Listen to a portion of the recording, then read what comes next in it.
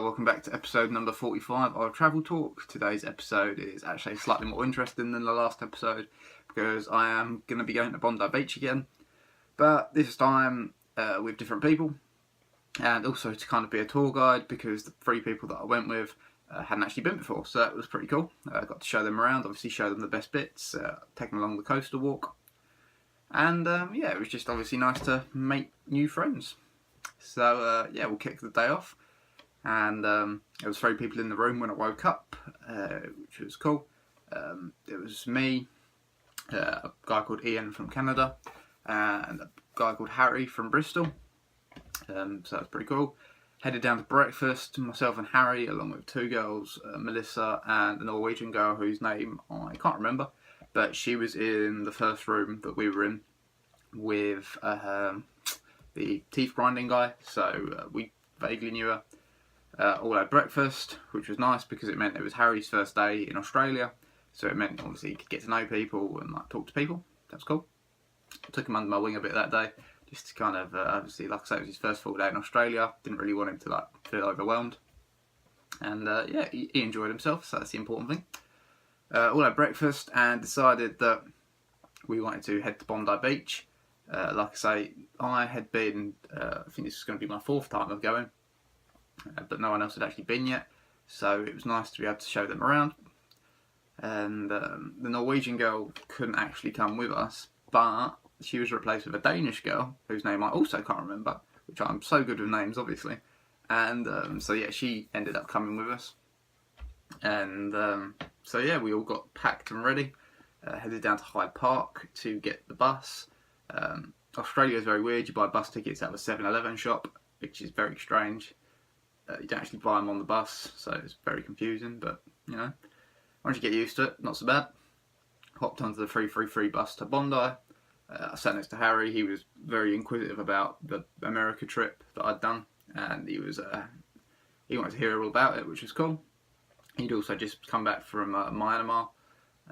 He'd been there for a week, so it was nice to swap travel stories as such, and it was really nice to kind of for someone to want my opinion on certain things, and he really wanted to know about my trip and what he should do in Sydney while he's here, etc, etc. So it was really nice to have someone to talk to about that. Got to Bondi Beach about 11. It was 21 degrees roughly, so it wasn't too hot. It was good walking weather, but also good weather for sitting on the beach because it wasn't overly warm or anything, so that was cool.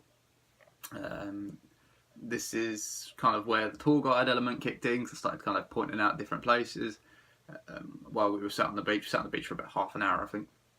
Started pointing out restaurants and where the walk along the coast was, etc, etc. But yeah, we sat on the beach, like I say, for about half an hour, and then decided to start doing the coastal walk itself. And it was nice. Like I say, it's cool to. I know I'd only been there a week and a half, but it was nice to kind of impart the knowledge that I'd been shown by other people onto other people. So it was really cool. The girls kind of did the normal there's when you do the Bondi Beach coastal walk, there's a pathway, which is obviously the normal route. Then there's also you can climb up rocks, you can climb down to where the ocean is properly, and so they did mainly the normal walk, and myself and Harry did the kind of different bits, because what I didn't realise until we got there is that once he was down in Australia, he was going back to university to travel. My English is amazing sometimes. He was going back to university to study photojournalism, so he had a proper camera and everything, and so he wanted to know where to get the best photos from. And obviously, having been there 3 times already, I was glad to get up into the high parts or the lower parts and show him the best kind of photo opportunities, which was really good. So we headed down there for some photos. It was kind of right by the ocean bed. Ocean bed? It wouldn't be the ocean bed because you'd be underwater. Right by where the water was. There we go. And took some photos with him. He was really enjoying it because it meant he got practice with his camera, but also he was enjoying being in Australia and being. It was such a sunny day. The sky was blue. The water was blue. He was loving it. Got some incredible views and awesome photos while we were down there. Headed off again, along the coastline, taking in the beautiful ocean and the gleaming sun's glow and such. We hit the third patch of beach about 10 minutes later, but we didn't stop this time, and we kept on walking up more steps and towards the final leg of this particular journey. Well, it was for the girls, not for us. Basically, along this coastal, it's very strange. There's like a graveyard on the cliffside, which I know is very strange, admittedly. But so when we got to there, you can either keep walking, which I hadn't actually done yet, or you can turn around and go back to Bondi. So naturally, I decided that I wanted to keep walking. Harry also wanted to keep walking. The girls didn't, so they headed back towards Bondi to jump on the bus again. And we were just going to keep walking until kind of we got bored, in all honesty, which was nice. And so yeah, we continued walking on. Wish the girls good luck on their walk back. And yeah, it was just nice to explore a different portion of beach. I hadn't actually seen it yet. Like I said, I wouldn't be in Sydney much longer. And yeah, it was just nice to have someone to chat to while I was doing it. We walked for about an hour further. We used my phone, like Mr. Google Maps was very handy, and navigated our way back to Bondi Road in order to jump back on the bus. So I think we got the bus about an hour after the girls did. And it took us about 45 minutes to walk back in the end. It was weird. It took us an hour along the coast to get there, but 45 minutes straight back, so it was pretty quick. Jumped back on the bus. As we were walking back to the bus, though, it was about 3 o'clock, so it was obviously the time that schools finish. I think globally, schools finish at 3. It's strange. And so we're walking back, and we walked back a secondary school. Well, back past a secondary school, sorry.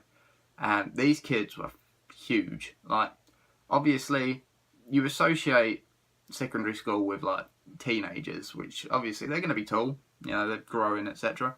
But these kids were, like, 6'3", and they looked about 15. And I'm 6'1", and Harry that I was with was 6'2". And these kids were huge. I mean, like, no wonder they're good at rugby in that country. Christ, they are huge. I mean, well, it wasn't just one kid as well. All of these kids were exactly the same height. It was like they'd been like sleeping in grow bags. It was mad. I feel like they were all on steroids, but it was, yeah. You've never seen kids this big, that young an age. It's ridiculous. They could all play basketball if they wanted to. So yeah, well, like I say, after that we got back on the bus, headed back to the hostel. Got back about 5 o'clock, I think. The girls had already gone back. Like I say, Harry was, I think he was moving rooms that night. I'm not sure why. I don't remember why, but I think he moved rooms. So he obviously didn't like me that much. But yeah, he'd moved rooms. I think it was because he couldn't afford to stay in a 4-bed dorm another night. He needed to stay in like a bigger dorm, because the bigger the dorm, the less money you pay. And so he headed out. The Canadian guy, Ian, had gone that morning because he was flying to LA. He was a nice guy. So it was just me in the room, really. So that's pretty interesting. Spent my night doing laundry, folding laundry, and listening to Chris Cornell on my phone. And yeah, that's pretty much my day. It was a really good day. It was really interesting. It was nice to spend time with different people, and obviously impart my wisdom of Bondi on them. Take them on the walk, and yeah, just it was a really great day, and probably my favourite experience at Bondi, just because it was different and the weather was lovely, and yeah, it was just a really interesting day to have. Definitely a positive and enriching feeling to give that knowledge out to other people, and I feel like I helped Harry out quite a bit that day as well, because not only did I obviously tell him about like my American trip and what to do in Sydney, but also gave him good directions to like the Opera House, the Botanical Gardens, Harbour Bridge, the ferry to Manly. So he's got a lot of stuff to do now while he's here, or while he was there. And yeah, he seemed like a nice guy. And I think I added him on Facebook. I think I've still got him on Facebook. So yeah, it was good to make another friend. And yeah, that's basically today's video. Hopefully you've enjoyed hearing about Bondi again. I'll stick some pictures at the end. And I'll catch you next time for meeting Wolverine, for Jackie Chan, Eric Bana, Dame Edna Everidge, all them wonderful people, and some sharks. Woo! And yeah, I'll catch you next time. See ya.